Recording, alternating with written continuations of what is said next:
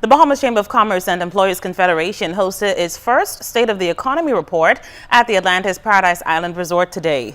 The half-day forum examined issues impacting the economy and looked at workable solutions to address and correct the challenges faced.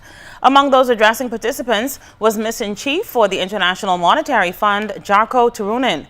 He told them that issues affecting the financial sectors continue to hamper economic growth, and as a result, it's projecting between 1 and 1.5% growth in the medium term.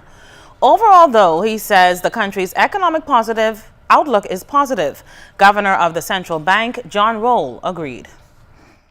We see some activity, including in big projects like the Bahamas. We see some positive signs, which should give a boost to growth next year and a few years after that.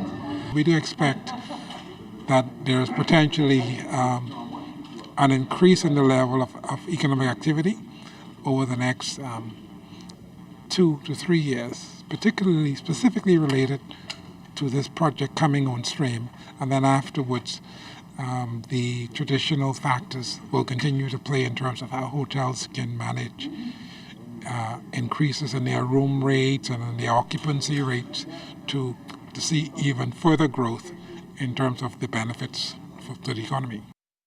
Pleased with the level of participation and discussions, Chamber executives say in order for the country to see real change, the work continues and will require collaboration from the private and public sectors.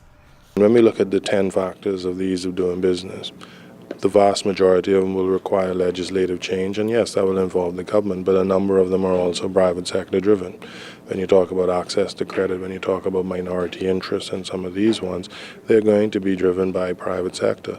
For us to move the economy forward, there has to be a private-public partnership, right? One that has already been developed very strongly between the Chamber and various aspects of the government, but it has to be where the private sector cannot expect the government to do what the private sector itself is not prepared to do.